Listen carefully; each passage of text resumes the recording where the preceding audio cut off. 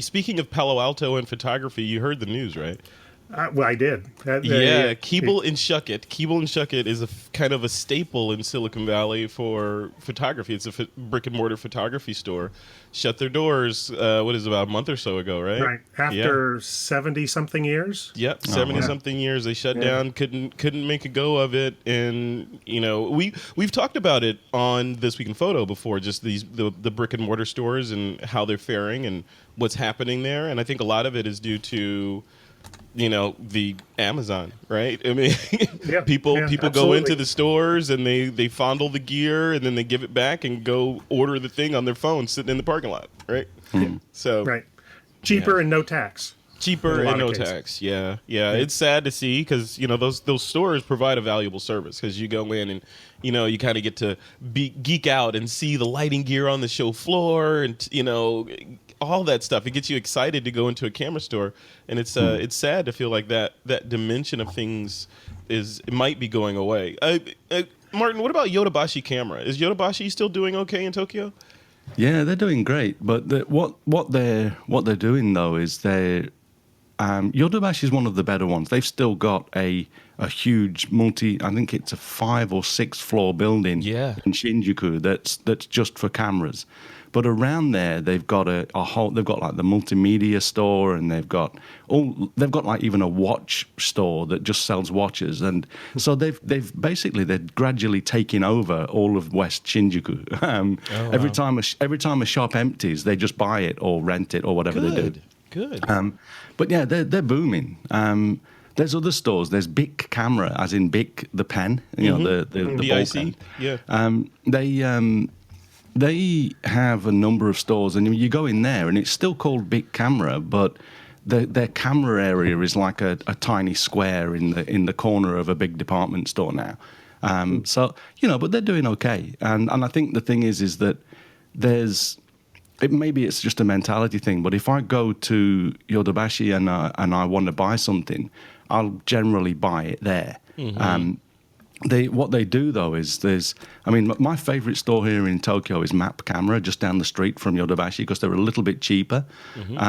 But I buy from these places, especially camera lenses and bodies. I'll always buy from these places because I want somewhere that I can go straight back. If there's something wrong with the gear, they all honor if you bring it back in 2 weeks, if it's broken out of the box, then just bring it back and we'll exchange it for you straight away. And although you can do that with Amazon, the thing that I've found with Amazon, especially here in Japan, is they've tied up with so many different small resellers that you don't really know when. I always try to find the ones where it says it's sold and shipped by Amazon.co.jp. But sometimes even when you do that, it ends up coming from some obscure reseller, and it can get really difficult to send stuff back or get a refund. So I'm with camera bodies and lenses, I always just buy from Map Camera, and a lot of the other stuff I'll buy direct from Yodobashi. It just seems easier and safer to me in many ways. But you think about it, and not everyone is in a major metropolitan area like that. Exactly. Some people don't. Some people just don't have a big camera store that they can that's convenient to them, that they can go buy stuff from and then have that easy return. So I buy from Amazon here a lot. I've got some stuff here that I'm probably going to talk about during the pick of the week, and I bought all of that from Amazon. I have the guy coming with Amazon boxes probably at least once a week, so I use them a lot. It's almost daily here. Guilty. I use them a lot. So it's not that I don't understand that, but I do think that there's it's probably. Even if there's a few, $10-20 difference in price or so, sometimes more, I'll often still just buy from a bricks and mortar store, just in part way, just to help them stay relevant and keep them in business. Well, when you were talking about this 5 stories of camera store, whatever, it made me think of B&H in New York, right? And I buy a lot. Instead of buying from Amazon, I buy from B&H. So it's kind of helping the brick and mortar store stay around. So Craig, you buy from B&H and ship, or do you, when you're in New York, you just go buy stuff? Both. I would say at least half the camera gear I buy, I ship from B&H. Okay. Okay. So as opposed to Amazon, the prices are often comparable. I don't know why. I mean, I don't think I've bought from B&H more than twice. Not because of any, sort of protest or anything. It's just I'm used to buying things from Amazon, and it feels easy to go in there and look for the Prime logo, and it's there, and I read through the comments, and if there's no glaring kind of craziness there, I click buy, and a couple days later, it's on my porch. It's just been the nice thing about B&H, it does have things that I have trouble finding on Amazon, or that, like Martin said, is coming from one of these third parties, and it's going to be 2 weeks to ship. And so going to B&H works well there. Well, some of the TWiP listeners will probably comment and say that, well, B&H and their policies with regard to their workers and all that stuff. Remember, we covered that story earlier. Right. What was it, earlier this year or late last year? So there's that. Well, so if you have that, other issue those sort I have of political with B&H leanings, is I always need something the week they're closed. Yeah, there are so many. For some Jewish reason, your gear needs coincide with Passover. Well, some Jewish holiday. There's lots of them. Rosh Hashanah, right? Who knows? Yeah. But yes. Oh well. Luckily there are lots of choices. So if for whatever reason you have an aversion to B&H, you can go to someplace else. And if you're lucky like Martin, you can still patronize the brick and mortar stores. I would encourage that, to patronize the guys that are keeping people employed and keeping sort of the hobby of photography alive beyond just the ether, because I think it's really important. That stuff needs to manifest some other way. I think if the brick and mortar stores continue to kind of atrophy or whatever, we need some kind of physical outlet where people can go and touch and feel and not necessarily buy stuff. I hope maybe there's a business model in there somewhere. I reckon what needs to happen is the people the people that are making the products need to adjust their pricing. I know that it's difficult for them to say, okay, if you're here, we're going to charge you this much, and if you're a bricks and mortar store, we're going to charge you this much. But I think they need to do something to help the bricks and mortar stores stay up in business. Just sort of give them a higher commission, or figure out some way of making it worth their while staying in a bricks and mortar store. But that's a chain link problem all the way up, because the manufacturers are going to say, well, who's going to cut, right? Or if they cut their prices, then they're going to have to cut employees, and then it's a trickle down. So who knows? Well, a lot of the manufacturers are starting to address that with what they call brand programs. That it basically, they fix the price. You cannot sell below that, or you will no longer be a dealer. And they get around it being called price fixing because they call it brand identity, maintaining our brand, and you have to sign a contract to do that. But it's a struggle for them to get dealers to sign up for that, and one of the other ways these manufacturers are sort of getting around the whole brick and mortar stuff attrition is they are doing these deals with the big box retailers like Best Buy, etc., where they actually put but they put employees in those stores. Like Panasonic will have a full-time salary Panasonic rep in the store. So will Nikon, Sony, Canon, etc.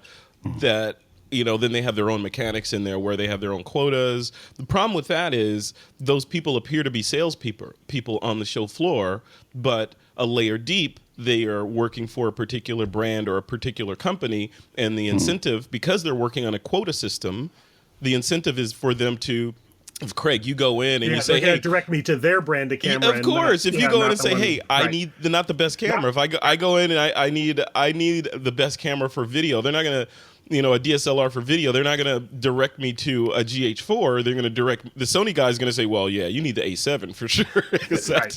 That shoots, all the while. There's been some of that in all the brick and mortar stores, though, because the manufacturers are constantly giving them bonuses and all this if they push their particular product for this month. They have quotas as well, even though, they're supposed to be agnostic, camera agnostic in the brick and mortar store. So where do you go? I mean, where do people that are listening to this, whether they're a new photographer or a jaded, I mean, seasoned professional, where, where, where do they go for, advice other than the internet? Is there a place other than the internet to go for just regular, non-biased advice on what to buy? Oh, well, I think any place where you can hang out with other photographers, right? Camera clubs, meetup groups, workshops, that sort of thing. Right. Anytime you go one of these, there's going to be a huge group of people talking about equipment. Now, some of them are a little religious about their brand, but you can at least get, what they like about it and what they don't like about it, and make your own informed decision. Yeah, yeah. Well, you can also it's that question: what camera should I buy? Right. That's what we all get. Hey, someone comes to you and say, "Hey, Craig, what camera should I buy?" But if they go to Best Buy and say, "Hey, person, what camera should I buy?" They're not going to get necessarily the best answer. Right. So, I'm sorry, Martin, to cut you off. What were you going to say? No. I was going to say on Craig's point now. You can also you can handle the gear that the other participants of tours or the camera clubs have. I remember the very first Hokkaido landscape and wildlife workshop that I did in 2008. I came home and spent about $2,000 on gear that just because I'd seen. Yeah. I was leading the workshop, but I'd been in a bit of a desert in some ways, being in Japan, because I'd not really been understood what people were using in the US or in other countries. And it was there that I learned about Really Right Stuff and all of these great manufacturers that I love working with now. So that's a great point that Craig just raised there. Yeah. Yeah. Yeah, All I right. bought several lenses because I borrowed them from somebody on a workshop. Yeah. And say, I have to have this now. Yeah. Yeah. Well, that's the other thing. That's the other thing that I think might be eating into the profits of these brick and mortar camera stores, and that's rental. Right. So instead of buying stuff, a lot of people will just rent it. I know my friend, he's a filmmaker, Ron Dawson, up in the Seattle area. He shoots for clients all the time, but doesn't own a professional rig. Like depending on the budget of the client, that dictates what he's going to shoot it on, whether it's a Red or a GH4 or other. So that's another dynamic. For commercial photographers, that works great, right? Hobbyists, it does get a little pricey, but yeah, it bites into your honey. About a month ago, I rented an underwater housing because I wanted to do some underwater nudes in the pool, and for the cost of a rental, it was about a third what a cost of an underwater housing would cost. Right, third to a fourth. So I couldn't. So if you're going to do four of those, it's a good idea to just buy it and suck it up. Which I did. Then the next day. Yeah. And Craig, those underwater nudes you did, those weren't of yourself, were they? No. Okay. Well, those underwater selfies are coming, but that's not here yet. Yeah, just warn us before.